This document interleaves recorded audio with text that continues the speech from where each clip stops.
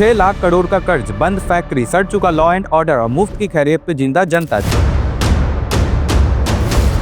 जो बंगाल कभी देश को नौकरी देता था, आज वहाँ का यूथ दूसरे स्टेट्स में जॉब की भीख मांग रहा है। जिस जगह को कभी लंदन ऑफ द ईस्ट कहा जाता था, आखिर आज उसकी ये हालत कैसे हो गई। हम डेट्स, डाटा और फैक्ट्स के साथ बंगाल के आज़ादी के बाद से लेकर आज तक के सफर को एनालाइज करेंगे और जानेंगे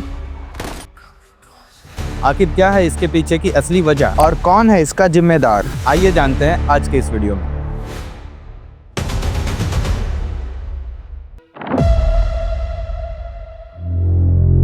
बंगाल के डाउनफॉल को समझने के लिए हमें 1951 में जाना होगा। आजादी के कुछ ही साल बाद का वक्त। अगर उस वक्त आपको एक बेहतरीन नौकरी और लाइफस्टाइल चाहिए होती तो आप दिल्ली या मुंबई नहीं जाते, आपकी पहली पसंद होती कोलकाता, क्योंकि उस वक्त वेस्ट बंगाल पूरे देश की इकोनॉमी का दिल था। 1951 में अगर हम उस वक्त के गुजरात और महाराष्ट्र के सारी फैक्ट्रीज को एक साथ मिला भी देते, तब भी अकेले वेस्ट बंगाल में उससे ज्यादा फैक्ट्रीज थी। चाहे जूट मिल हो, चाय पत्ती हो, लोहा हो या हेवी इंजीनियरिंग, टाटा और बिरला जैसे देश की सबसे बड़ी कंपनियों के हेड ऑफिस कोलकाता में थे। पढ़ाई और बिजनेस में बंगाल इतना आगे था कि पूरे देश में एक कहावत मशहूर थी, जो बंगाल आज सोचता है बाकी इंडिया वो कल सोचता है। लेकिन आज इसकी हालत कुछ और ही है।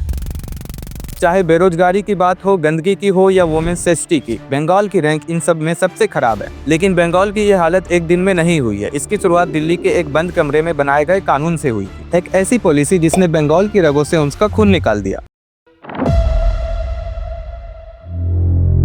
साल 1952 में दिल्ली में बैठी सेंट्रल गवर्नमेंट ने एक कानून पास किया, फ्राइट इक्विलेशन पॉलिसी। ये पॉलिसी बंगाल के लिए खतरा थी, क्योंकि बंगाल के पास सबसे बड़ी नेचुरल ताकत थी। वहाँ कोयले और लोहे की खदानें बिल्कुल पास थी। कंपनियां अपना ट्रांसपोर्ट का खर्चा बचाने के लिए बंगाल में फैक्ट्री लगाती थी। पर इस नई पॉलिसी ने कहा कि अब पूरे इंडिया में कोयले और लोहे का ट्रांसपोर्ट का खर्चा गवर्नमेंट बैलेंस करेगी, यानी हर स्टेट में इसका दाम सेम रहेगा। इस एक लाइन के कानून ने बंगाल का सबसे बड़ा एडवांटेज हमेशा के लिए छीन लिया। जो रॉ मटेरियल सिर्फ बंगाल की ताकत था, अब वो मुंबई या अहमदाबाद में बैठे बिजनेसमैन को भी वही सस्ते दाम में मिलने लगा। ये पॉलिसी एक साइलेंट बीमारी थी, पर असली धमाका होना अभी बाकी था। 1960 के आखिर में बंगाल की सड़कों पर एक नई आग लगी। शुरू हुआ घेराव और हड़तालों का दौर। फैक्ट्रीज के ओनर को उनके ही ऑफिस में बंधक बना लिया जाता था और इस आग में घी डाला 1967 के नक्सलिट मूवमेंट ने। सड़कों पर हिंसा, वायलेंस आम बात हो गई थी। डर का माहौल ऐसा बना कि बड़ी बड़ी कंपनियों के ओनर अपना बोरिया बिस्तर पैक करके रातों रात बंगाल छोड़कर भागने लगे। जब डर का माहौल बनता है तो सबसे पहले स्टेट का पैसा भागता है। इकोनॉमिक्स में इसे कैपिटल फ्लाइट कहते हैं। देखते ही देखते 1980s तक आते आते बंगाल की हजारों छोटी बड़ी फैक्ट्रीज पर ताले लग गए। एक ऐसी स्टेट जो पहले सबको नौकरी देती थी, आज वहाँ के लोग अचानक बेरोजगार हो गए। और ठीक इसी वक्त 21 जून 1977 को लेफ्ट फ्रंट सरकार पावर में आई। इन्होंने एक अलग रास्ता चुना। जब शहरों में फैक्ट्रीज बंद हो रही थी तो इस सरकार ने अपना पूरा फोकस इंडस्ट्री से हटाकर एग्रीकल्चर और गांव पर लगा दिया। 1978 में ऑपरेशन बारगा नाम का एक बहुत ही बड़ा लैंड रिफॉर्म शुरू हुआ, जिसने गरीब किसानों को जमीन का हक दिलाया। गाँव के लोगों के लिए ये एक मास्टर स्ट्रोक था।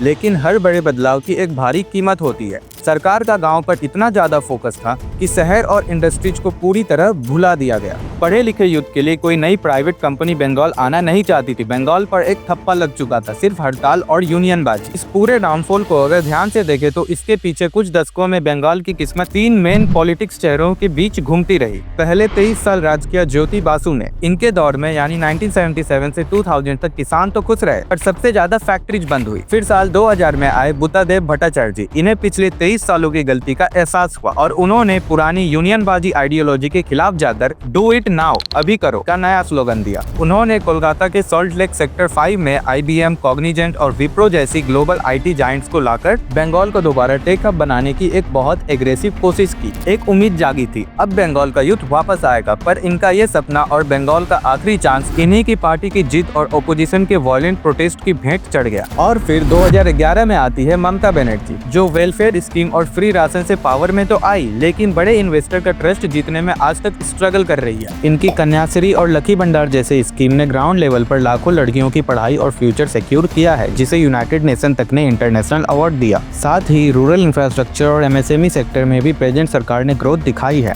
उन्होंने लकी भंडार और कन्याश्री जैसे स्कीम से रूरल बंगाल का वोट तो जीत लिया, बट स्टेट को इसकी एक बहुत बड़ी आर्थिक कीमत चुकानी पड़ी।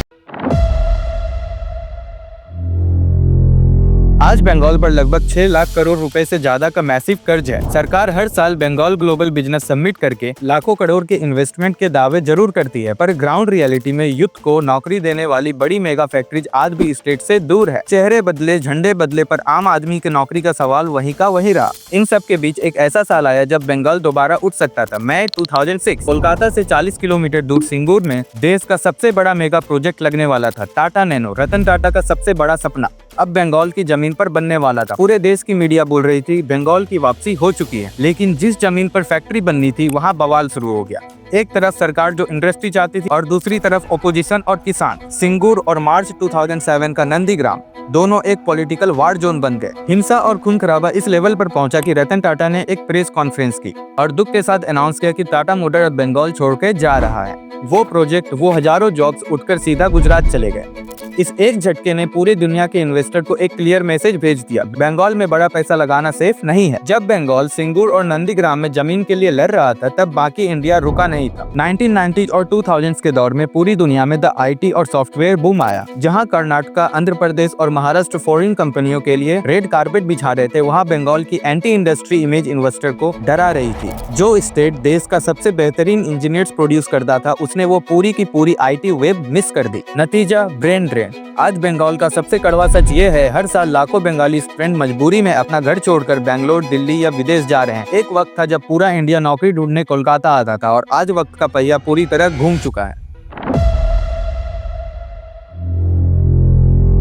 जिस शहर की तुलना कभी लंदन की साफ सफाई से होती थी, आज इंफ्रास्ट्रक्चर और सिविक प्लानिंग में उसका हाल बहुत ही बुरा है। सेंट्रल गवर्नमेंट की स्वच्छ सर्वेक्षण रिपोर्ट उठाकर देख लीजिए। इंडिया के सबसे गंदे शहरों की लिस्ट में वेस्ट बंगाल के शहर कंसिस्टेंटली टॉप पर रैंक करते हैं। गंदगी, पॉल्यूशन और टूटते रास्ते, इसने बंगाल की उस बाकी बची इमेज को भी धूल में मिला दिया है। लेकिन कचरे और बंद फैक्ट्रीज से भी ज्यादा डरावना है बंगाल का गिरता लॉ एंड ऑर्डर। जून 2013 का कमदुनी केस, फरवरी 2024 का संदेश खाली विवाद और हाल ही में अगस्त 2024 में आरजीकर मेडिकल कॉलेज का दिल दहलाने वाला केस। जब क्राइम्स के बाद इन्वेस्टिगेशन पर सवाल उठते हैं और जस्टिस के लिए जनता को सड़कों पर उतरना पड़ता है, तो आम आदमी का सरकार से विश्वास उड़ जाता है। ये इनसिक्योरिटी ही सबसे बड़ा रीजन है कि एक परिवार अपने बच्चों को बंगाल से बाहर भेज रहा है, क्योंकि एक सिंपल सा रूल है, जहाँ सेफ्टी नहीं वहाँ फ्यूचर नहीं।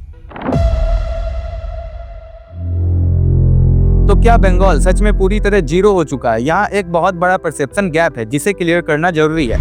आज भी वेस्ट बंगाल इंडिया की 6th सबसे बड़ी इकोनॉमी है। बड़ी फैक्ट्री चाहे बंद हो गई हो, लेकिन छोटे और मझोले उद्योगी यानी MSME सेक्टर में बंगाल आज भी पूरे इंडिया में टॉप पे आता है। लेदर और टेक्सटाइल में इनका डोमिनेंस आज भी है। समस्या सिर्फ इकोनॉमी नहीं है, असली बीमारी यहाँ के सिस्टम और माइंडसेट में है। छोटे बिजनेस यूथ को हाई पेइंग ड्रीम्स नहीं दे सकते, और नेताओं ने इस मजबूरी का फायदा उठाकर फ्रीबी ट्रैप बिछा दिया है। जॉब्स देने के बजाय यूथ को मुफ्त की स्कीम और खैरियत पर जिंदा रहने की आदत डाल दी गई है। साथ ही जिस शहर की तुलना कभी लंदन से होती थी, वहाँ आज कचरे के ढेर और पान से रंगी इमारतें आम बात है। सिविक सेंस जैसे मर चुका है। लेकिन सबसे डरावना सच यह है कि इस तबाही के लिए सिर्फ नेता जिम्मेदार नहीं है, यहाँ की जनता ने खुद इस डाउनफॉल को अपना नसीब मान लिया है। जब आम आदमी सेफ्टी, रोड्स और नौकरी पर सवाल करने के बजाय चंद रुपए की फ्री स्कीम पर अपना वोट बेचने लगेगा, तो कोई भी नेता आखिर बंगाल का डेवलपमेंट करेगा ही क्यों? दोस्तों, फैक्ट और हिस्ट्री अपनी जगह है, पर हार्श रियलिटी यह है कि बंगाल को अब इस स्थिति से सिर्फ बंगाल के लोग ही बचा सकते हैं। इलेक्शन बिल्कुल सामने है। इस बार सरकार की फ्री बीज और मुफ्त के लालच में आकर अपना वोट खराब मत कीजिएगा, क्योंकि सरकारें मुफ्त की चीजें बांटती है और अगले 5 साल तक आपको लूटती है। और देखा जाए तो आज पूरे इंडिया में लगभग हर सरकार का यही हाल है। रंग और झंडे अलग हैं, पर वोट पाने का फॉर्मूला सबका एक ही है। इस बार वोट उसे दीजिए जो बंगाल में फैक्ट्रीज लाए, असली डेवलपमेंट करे और आपको फ्री का राशन नहीं बल्कि कमाने वाली नौकरी दे।